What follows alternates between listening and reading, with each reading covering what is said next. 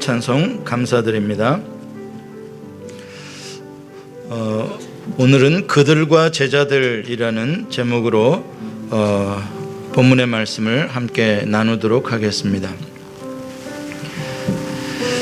이 세상에서 제일 비싼 그림으로 기네스북에 올라가 있는 그림이 있습니다. 그 그림의 제목이 무엇일까요? 모나리자입니다. 레오나르도 다빈치가 그린 모나리자, 지금 프랑스 루브르 박물관에 보관되어 있는 그림이죠. 여러분 다 아시죠? 모나리자. 그러면 그 그림이 얼마 정도 갈까요?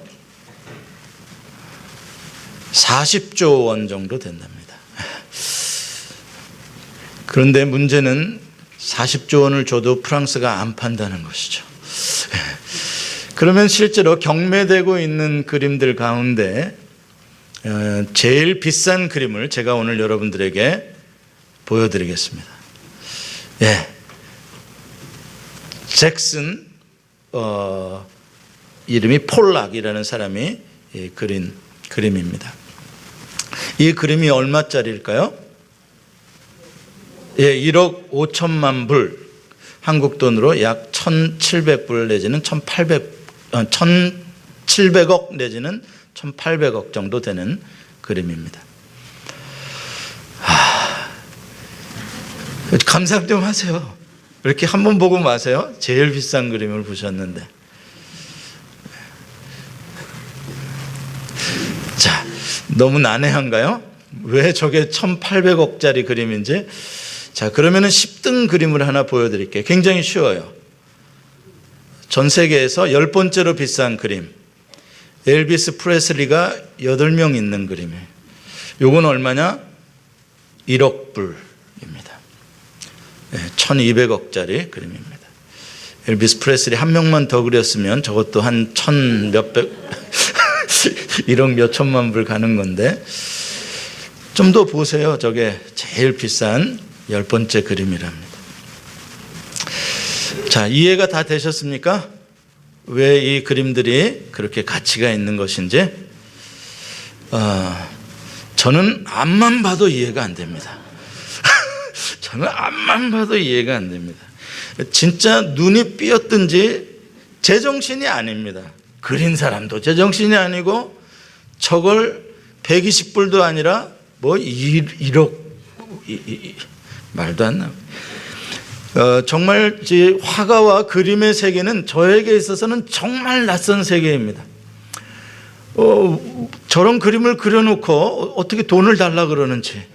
저는 저렇게 세계 1등 그림과 10등 그림을 가지고 있었으면, 저는 1등 그림은 제가 보니까 우리 집 화장실 벽지에 쓰면 딱 좋을 것 같아요.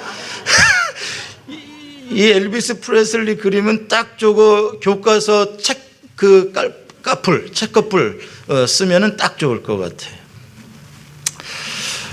제가 대학 시절에 임상병리학과 병원미생물학 이런 공부들을 한 적이 있습니다. 임상병리학 하게 되면은 이제 여러 가지 몸의 세포들을 현미경으로 관찰하는 공부를 하게 됩니다. 티슈, 조직들이 어떻게 생겼나. 우리 몸이 다 똑같은 세포와 조직이 아니거든요. 그래서 이제 그 조직들을 다 검사를 하게 되고 튜모 세포들, 그런 셀들을 다 보게 됩니다. 근데 그게 그냥 갖다 현미경 된다고 보이는 게 아닙니다. 그 조직을 잘 잘라서 그거를 잘 식염수에 고정을 시켜야 되고, 거기다 잘 염색을 해서 슬라이드에 잘 고착을 시켜야 그 다음에 이제 현미경으로 볼 수가 있는 것입니다. 육안으로 볼 수 없는 새로운 세포의 세계가 보입니다. 세포는 또 다른 우주라고 할 만큼 그 세계는 참으로 또 신비롭고 크고 놀랍습니다. 그런데 현미경으로 본다고 해서 언제나 그 모든 세계가 다 잘 보이는 것만은 아닙니다. 내가 보고자 하는 세포의 가건물을 잘 떠서 잘 슬라이드에 고착시키기까지 그 준비 과정이 잘 돼야 되고, 또 현미경의 여러 가지 미세한 조정 각도가 잘 맞아야 보입니다. 그것도 처음에 이제 초보 학생이 그것을 보고 야, 이것은 무슨 세포다, 이건 무슨 세포다라고 읽어낸다는 건 굉장히 어렵습니다. 아까 그 추상화처럼 그냥 뭐가 뭔지 그냥 이렇게 보입니다. 그러면 어떻게 그것을 이해하느냐? 교과서에 사진이 나와 있습니다. 정상적인 내가 지금 보고 있는 세포의 그림이 이렇게 그려져 있습니다. 그러면 그것을 보고 비교해 보면서 특정 부분들을 현미경을 통해 찾아내는 훈련을 하게 됩니다. 그리고 내가 잘 못할 때에는 교수님이나 선배들이 야, 이걸 조금 이렇게 봐봐라, 야, 여기 그쪽에 뭐 보이지 않니? 이렇게 지적을 해주면 확실히 도움을 얻게 됩니다. 천문학도 마찬가지입니다. 천체 물리학에서도 허블 망원경이라는 게 인공위성처럼 지금 허공에 떠서 우주를 관측하고 있습니다. 사람의 눈으로 볼 수 없는 수억 광년 떨어진 그러한 은하의 세계들을 그 허블 망원경으로 보고 있습니다. 이와 같이 우리가 가지고 있는 육신의 눈은 모든 것을 다 볼 수 있는 것이 아닙니다. 우리의 눈으로 볼 수 있는 것도 있지만 보지 못하는 것도 굉장히 많이 있습니다. 아까 우리가 세계에서 제일 비싼 그림들을 봤는데 분명히 우리는 육신의 눈으로 보았습니다. 그러나 아마 그 그림의 진짜 가치는 우리 모두 보지 못했을 겁니다. 그냥 보았을 뿐이죠. 우리가 더 세밀한 것을 보려면 현미경이라는 렌즈가 필요하고 더 멀리 있는 것을 보기 위해서는 망원경이라는 도구가 필요합니다. 도움이 필요합니다. 마찬가지입니다. 이렇게 물질 세계를 더 잘 알고 더 잘 보기 위해서도 이러한 도구가 필요한데 하물며 영의 세계를 바라볼 때에는 우리에게 얼마나 더 도구가 많이 필요하고 렌즈가 필요하겠습니까? 우리가 하나님의 말씀을 읽을 때에도 검은 것은 글씨요 흰 것은 종이로다, 이렇게 되지 않으려면 이 말씀을 읽고 그 말씀의 의미를 디깅해내는 그러한 뭔가 도구가 있어야 됩니다.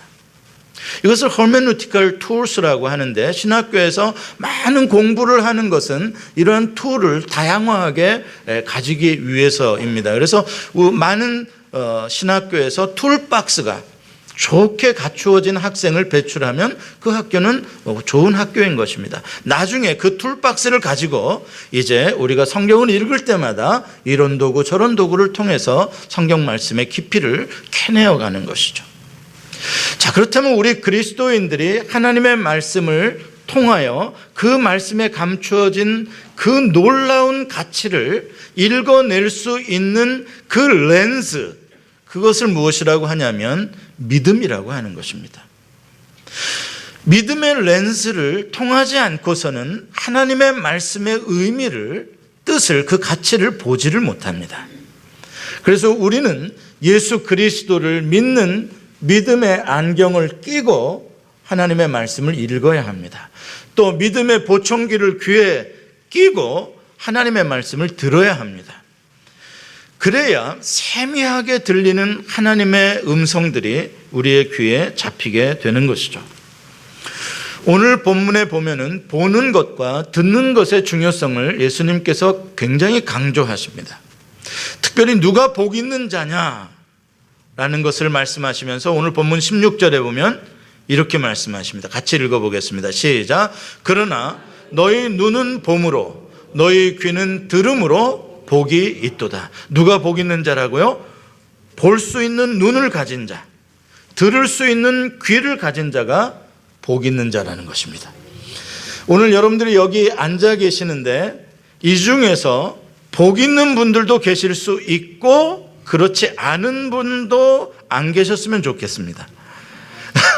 안 계셨으면 좋겠습니다. 여러분들은 다 볼 수 있는 눈, 들을 수 있는 귀가 있는 분들이기를 바랍니다. 17절에 보면은 왜 제자들을 향해서 너희 눈이 복이 있고 너희 귀가 복이 있다라고 예수님이 말씀하시는지 이유가 나옵니다.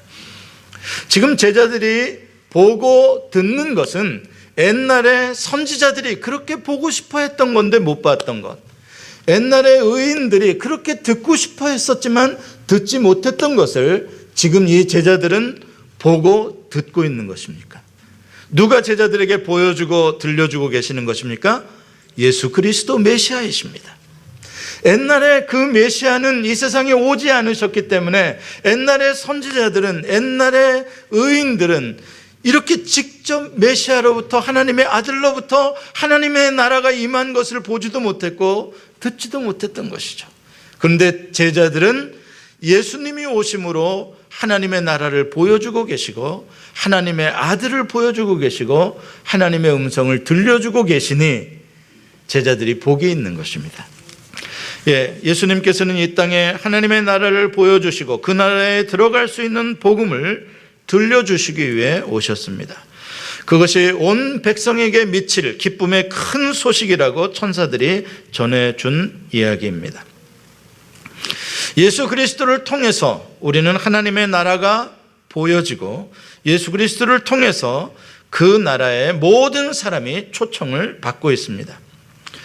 마치 태양이 온 땅을 비추듯이 하나님의 은혜는 모든 사람에게 예수 그리스도를 통해서 차별 없이 뿌려지고 있습니다.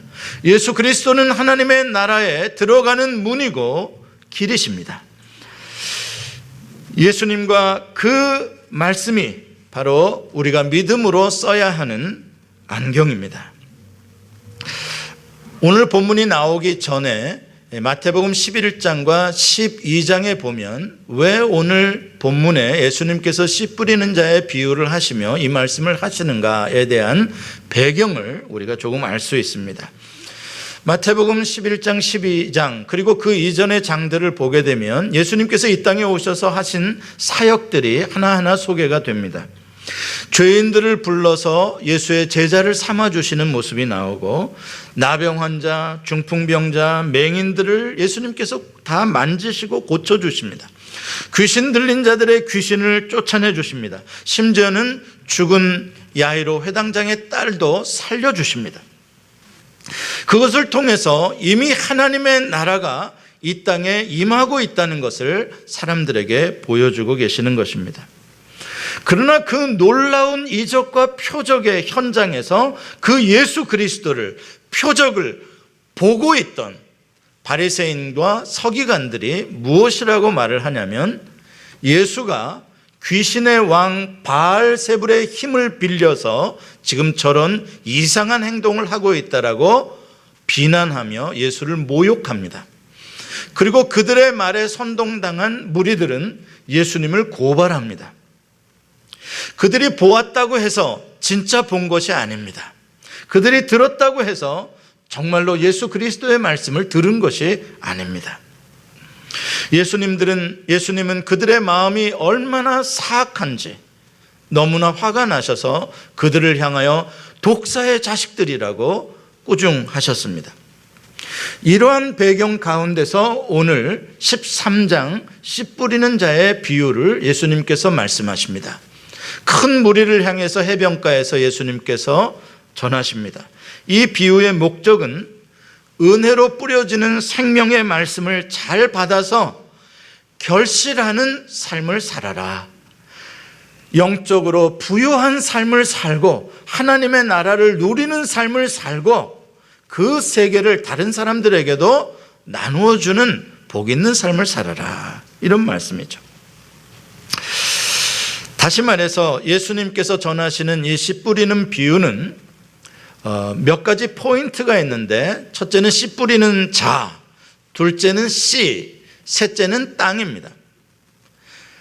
이 포인트 가운데 사람들이 혼란을 하는데 오늘 비유의 목적은 씨 뿌리는 자, 씨도 중요하지만 궁극적인 목적은 땅에 있습니다. 하나님께서 은혜로 모든 사람에게 생명의 말씀을 뿌려주고 계시는데 그 말씀을 받는 사람들의 반응이 네 가지 유형으로 나타날 수 있다는 것입니다.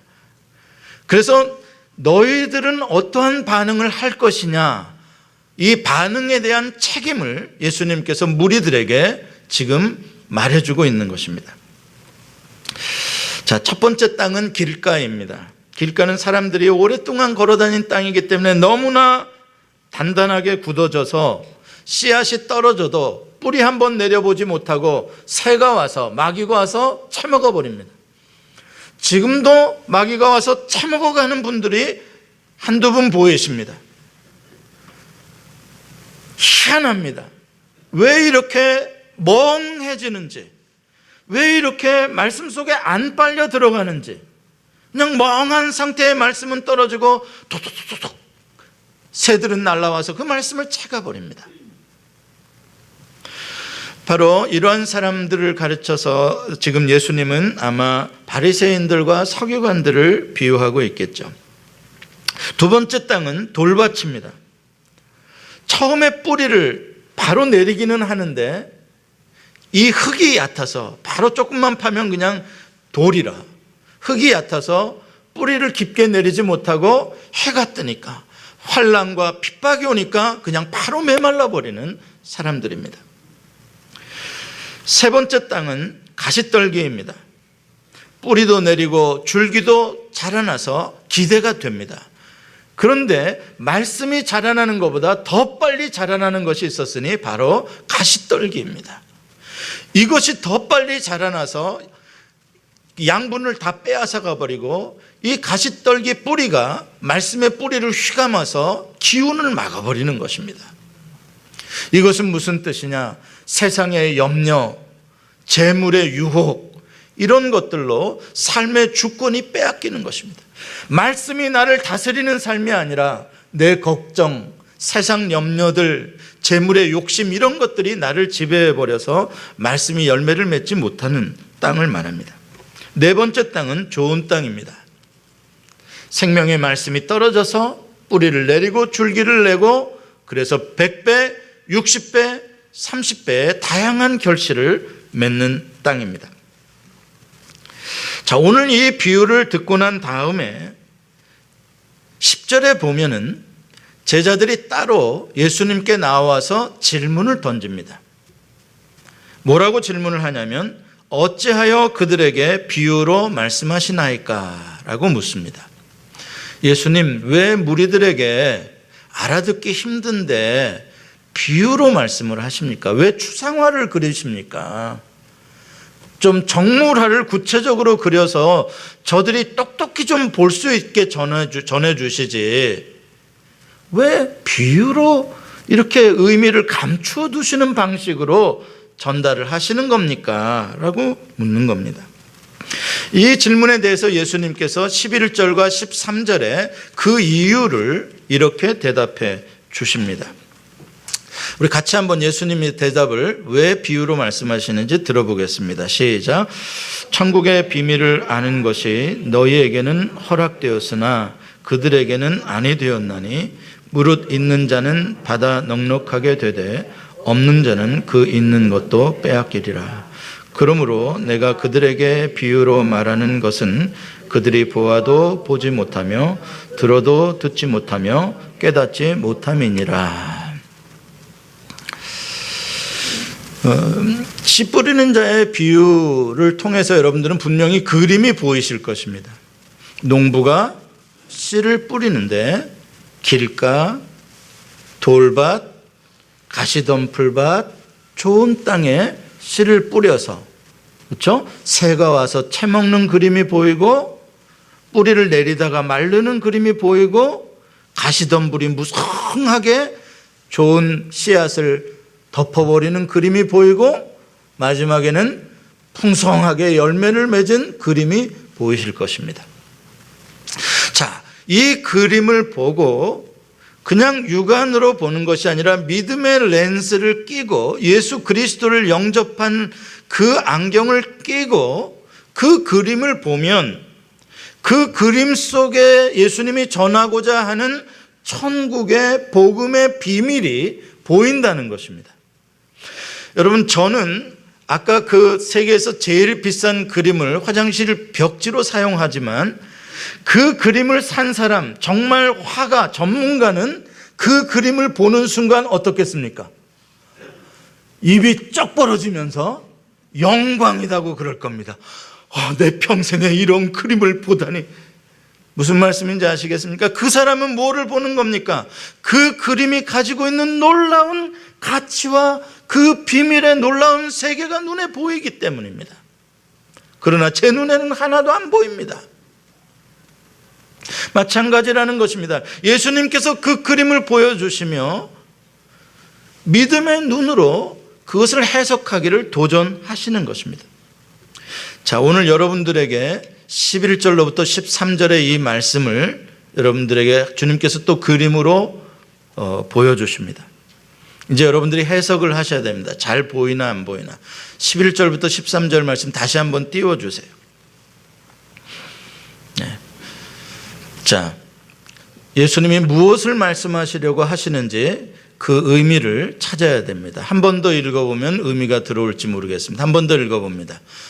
천국의 비밀을 아는 것이 너희에게는 허락되었으나 그들에게는 허락 아니 되었나니 무릇 있는 자는 받아 넉넉하게 되되 없는 자는 그 있는 것도 빼앗기리라. 그러므로 내가 그들에게 비유로 말하는 것은 그들이 보아도 보지 못하며 들어도 듣지 못하며 깨닫지 못함이니라. 무슨 뜻인지 보이십니까?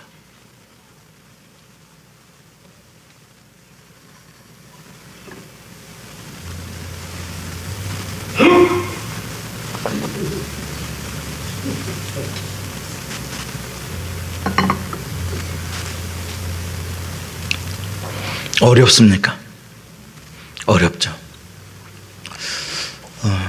추상화 같은 말씀을 하시죠.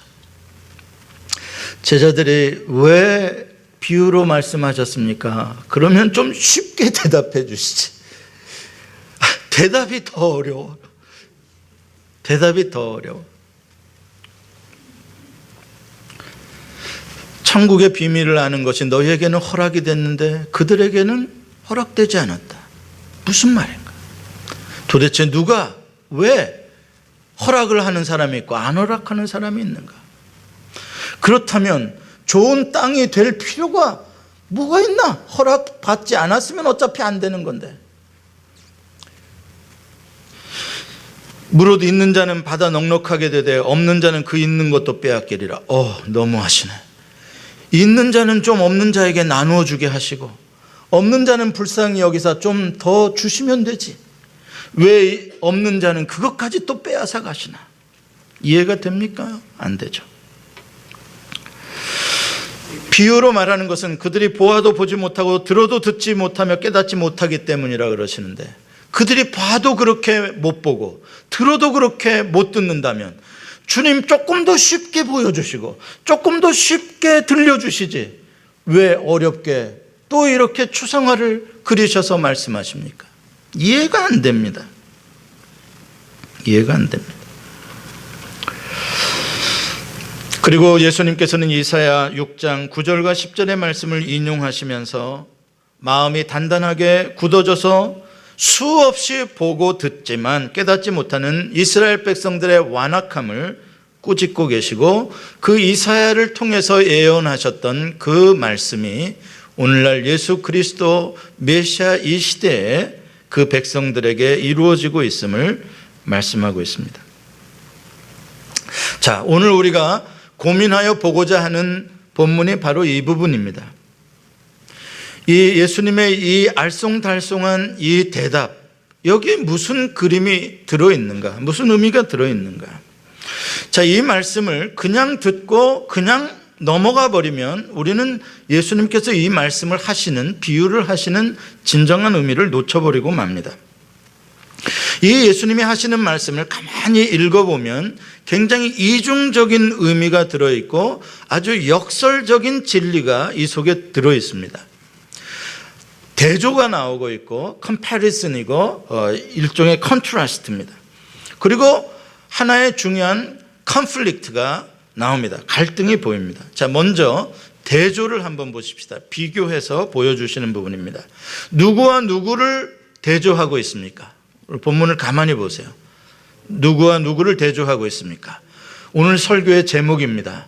너희와 그들입니다. 그렇죠? 너희에게, 그들에게. 그들에게, 이렇게 너희는 누구고 그러면 그들은 누구인가, 이 둘을 예수님께서 비교해서 보여줍니다. 너희는 누구죠? 제자들이겠죠. 제자들이 나와서 예수님께 질문을 하고 있으니까요. 자, 그들은 천국 비밀을 아는 것이 허락된 사람들입니다. 그 제자들은 있는 자입니다. 보는 눈과 듣는 귀를 가진 자들입니다. 복음을 듣고 믿고 그 복음을 영접하고 또 그 복음을 위하여 헌신으로 응답한 자들입니다. 좋은 땅과 같은 자들이죠. 그들은 말씀을 들으면 들을수록, 처음에는 다 이해하지 못해도 들으면 들을수록 조금씩 더 예수님께 질문하며 예수님으로부터 더 깊은 해석의 말씀을 들으며 예수를 믿는 믿음의 렌즈로 더 깨달아가며 30배, 60배, 100배의 결실로 확장되어져 가는 사람들입니다. 그렇다면 이 제자들과 대조가 되는 그들은 누구이겠습니까? 반대겠죠. 천국 비밀을 아는 것이 허락되지 않은 사람들입니다. 영적인 진리에 관심이 없는 자입니다. 영적으로 무지한 자들입니다. 예수님을 직접 보고서도 하나님의 나라가 임한 표적을 보고서도 깨닫지 못하는 자들입니다. 복음의 말씀을 직접 듣고서도 깨닫지 못합니다. 아니, 너무 많이 들어가지고 귀에 못이 박혀서 이제 웬만한 말씀은 들리지도 않는 그러한 사람들입니다. 무감각해졌습니다. 예수님께서 그들을 보시고 장터에서 피리를 불어도 춤을 추지 아니하고 애곡을 하여도 울지 아니하는 자들이라 라고 예수님께서 그들을 참 안타까워하셨습니다. 요한복음 6장 36절에 보면 보리떡 5개와 물고기 2마리로 배부르게 먹은 기적을 체험한 많은 무리가 예수님을 따라옵니다.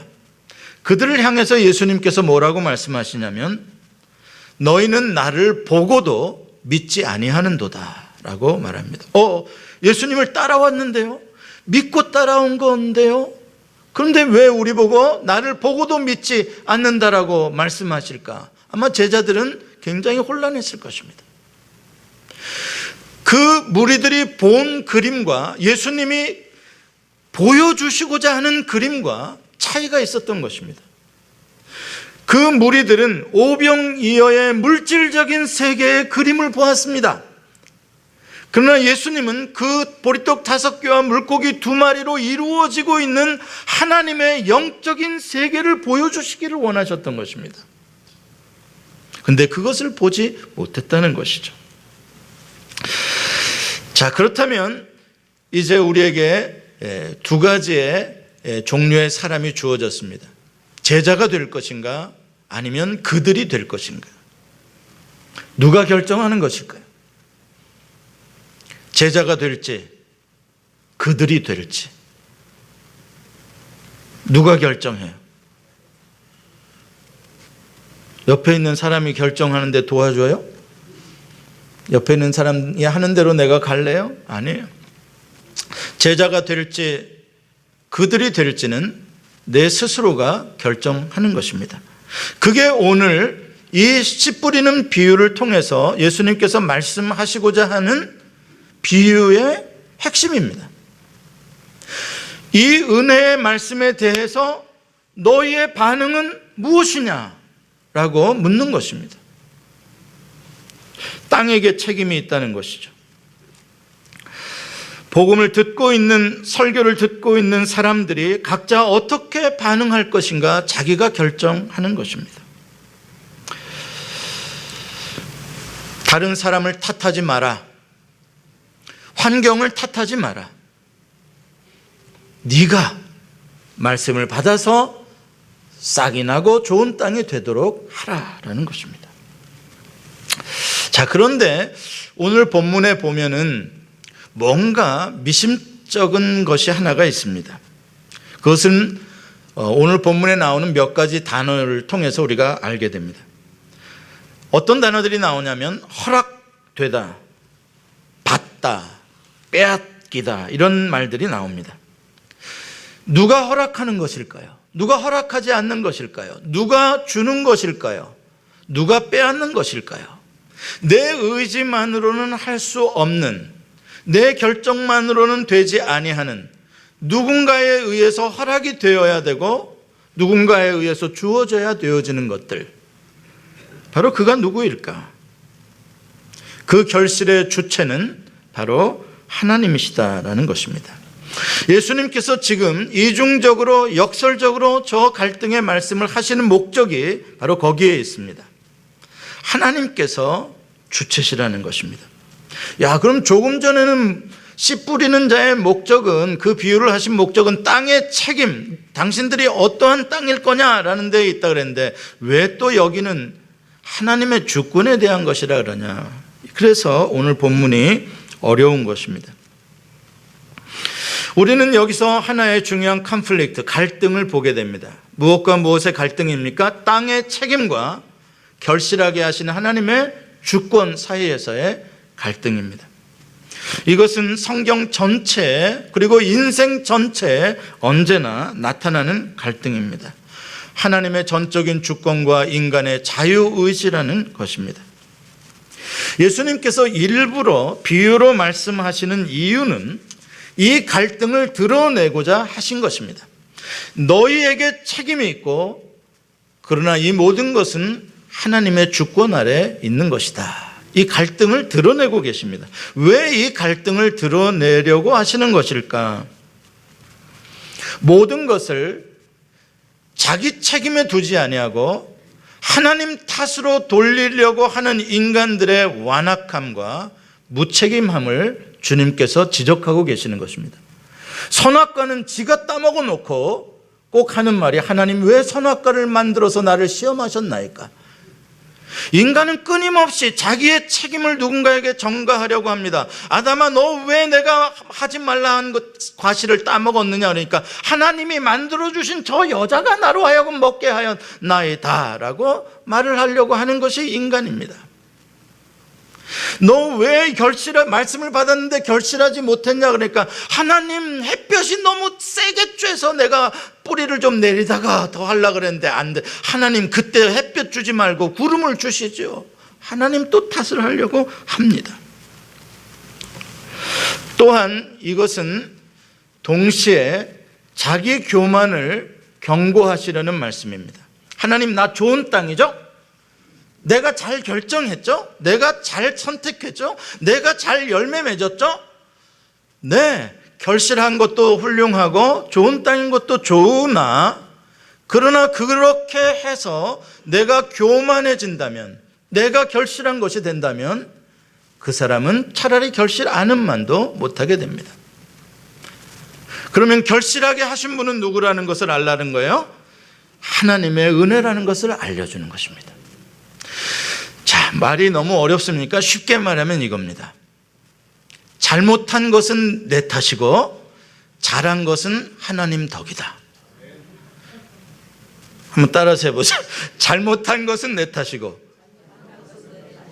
잘한 것은 하나님 덕이다. 이 말을 하려니까 여기서 약간 좀 속이서 조금 꼬아지지 않습니까? 이거 unfair. 잘못한 것이 내 탓이라면 잘한 것도 내 탓으로 해주셔야지. 왜 잘한 것은 하나님 덕으로 가나? 이 진리가 깨달아지시는 분들에게는 복이 있습니다. 들을 귀를 가지신 분은 이 진리를 들으시길 바랍니다.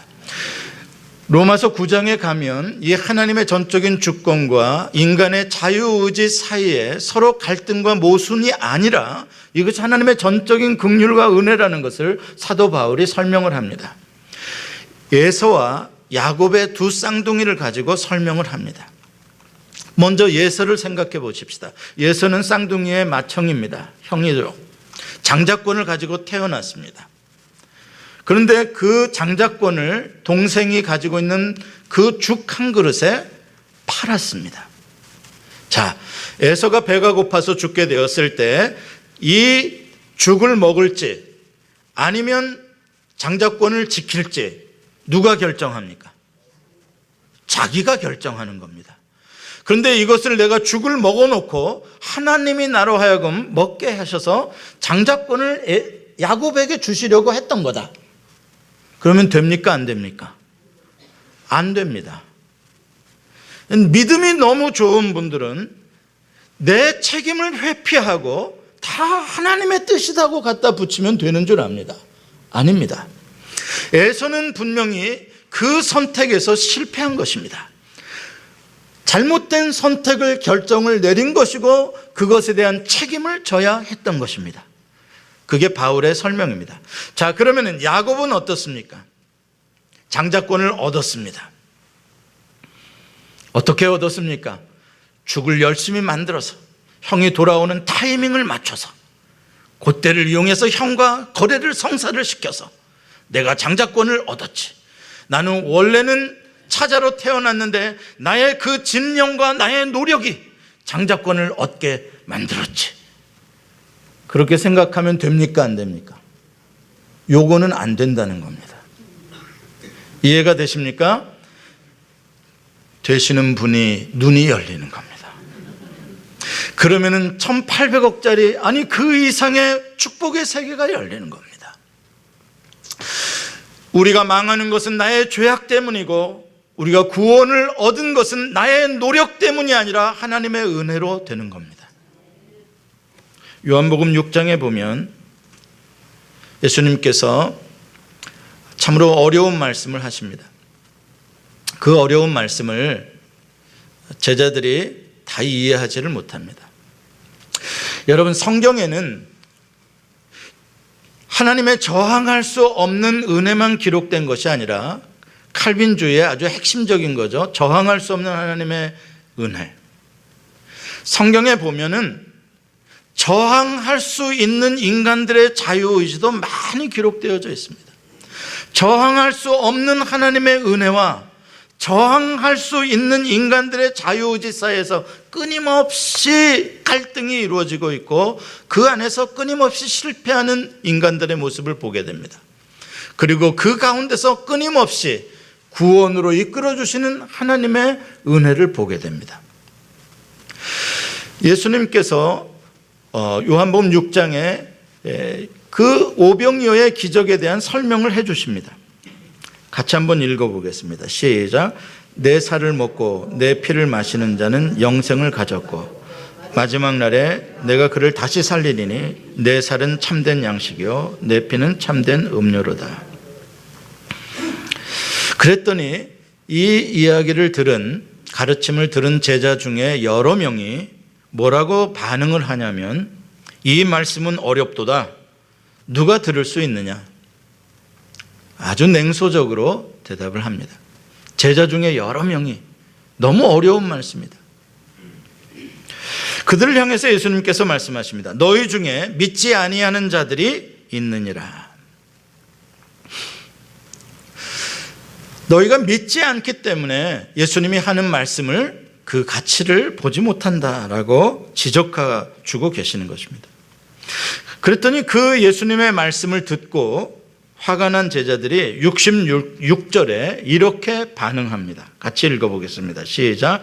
그때부터 그의 제자 중에서 많은 사람이 떠나가고 다시 그와 함께 다니지 아니하더라. 많은 사람이 어느 중에서 많은 사람이라고요? 제자 중에서 많은 사람이 떠나갔답니다. 무리 중에서가 아니라 제자 중에서요. 아까는 제자들이 보는 눈, 듣는 귀 때문에 복이 있다 그랬는데 이번에는 그것을 보지 못하고 듣지 못하고 예수님을 떠나버리고 다시는 예수님과 함께 다니지 않게 된 가슴 아픈 이야기입니다. 이 말씀에서 그때부터라는 게 중요합니다. 언제부터 이 제자들이 예수를 떠나버렸나? 언제부터요? 예수님의 말씀이 어렵다고 머리를 흔들고 포기할 때부터입니다. 야, 어렵다. 무슨 말인지 못 알아듣겠다. 그리고 예수님께 믿음이 없기 때문에 너희가 그것을 모른다라는 꾸중을 들었을 때 그들은 떠났습니다. 자기가 원하는 것, 자기가 보고자 하는 것과 예수님이 주시고자 하는 것, 예수님이 보여주시고자 하는 것이 다르다는 것을 확인한 때 제자들은 떠난 것입니다. 마치 가룟 유다가 예수 그리스도를 배신하고 떠난 것과 같습니다. 그리고 그 책임을 예수님에게 전가하고 있습니다. 당신이 우리에게 어렵게 말씀하셨기 때문에 우리가 못 알아듣겠습니다. 있기 때문에 우리는 떠난다라고 말하고 있습니다.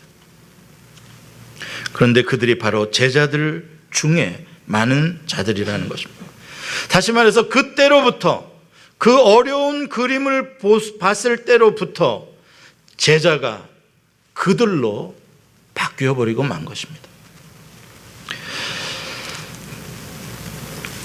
길가 땅, 돌밭, 가시떨기 땅, 좋은 땅은 우리의 혈액형처럼 우리가 어머니 뱃속으로부터 태어날 때 정해지는 것이 아닙니다.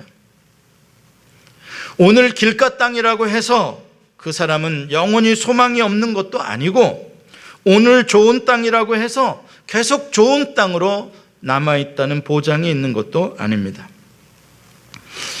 사실 우리 모두는 이 네 종류의 땅이 언제든지 될 수 있는 가능성을 가지고 있습니다. 여러분 모두가 어느 때는 길가 땅이었다가 돌밭 땅이었다가 가시떨기 땅이었다가 좋은 땅이었다가를 왔다 갔다 합니다. 심지어는 설교 한 편 들을 동안에도 좋은 땅과 가시덤불과 돌밭과 길가를 왔다 갔다 합니다. 그럼에도 불구하고 예수님께서는 우리에게 계속 좋은 땅으로 남아있기를 지금 권면하고 계시는 것입니다. 어떻게 계속 좋은 땅으로 남아서 결실을 맺을 수 있을까? 두 가지의 중요한 방법이 있습니다. 첫째는 하나님의 은혜를 잊지 않는 것입니다. 여러분, 나에게 씨앗을 뿌려주시는 하나님의 은혜를 잊으면 안 됩니다. 땅이 무슨 힘으로 아름다운 결실을 낼 수 있습니까? 하나님이 은혜를 뿌려주시지 않으면 어떻게 결실을 낼 수 있습니까? 하나님이 그 씨앗 속에 생명을 주지 않으셨으면 어떻게 결실을 할 수가 있습니까?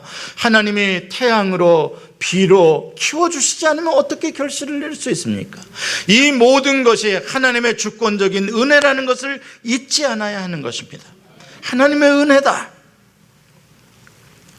둘째는 보는 눈, 듣는 귀를 계속 유지해야 합니다. 예수님을 통해서 하나님의 말씀을 더 깊이, 더 세밀하게, 더 열심히 관찰하고 더 세밀하게 듣는 훈련을 해야 한다는 것입니다. 어렵다고 고개를 흔들고 포기하지 말고 예수님께 더 나아가서 이 제자들처럼 왜 그런 겁니까? 주님 무슨 뜻입니까? 주님께 여쭈어 보고 성령님의 조명을 구해야 합니다. 성령님 가르쳐 주십시오. 내 눈을 열어 주십시오. 여러분, 영적인 귀와 눈이 열리는 것은 과학자들이 계속해서 현미경과 망원경을 보면서 훈련과 연구를 반복하는 것과 마찬가지입니다. 병리학자가, 임상병리학자가 현미경 몇 번 봤다고 세포들을 다 척척 구별해 냅니까? 천만의 말씀입니다. 정말 눈이 빨개지도록 보고 수련을 하고 경험을 쌓고 쌓아야 그것들이 보이기 시작하는 겁니다. 망원경도 마찬가지입니다. 하물며 영적인 세계에 하나님의 이 심오한 깊이에 이 안에 문학적인 역설과 이 안에 시적인 함축과 암시와 이 하나님의 감추어진 무한한 축복에 밭에 감추어진 보화처럼 이 보화가 감추어진 하나님의 말씀을 어느 날 갑자기 내가 뚝 연다고 다 보일 리가 어디 있겠냔 말입니다. 안 보이는 것 더 보려고 연습하고 훈련하고 말씀과 만남에도 안 빠지고 할렐루야 보고 무슨 말인지 질문이 어려워도 또 생각해보고 또 도전하고 그러한 훈련을 통해서 얻어지는 것입니다. 눈이 조금씩 열려지는 것입니다.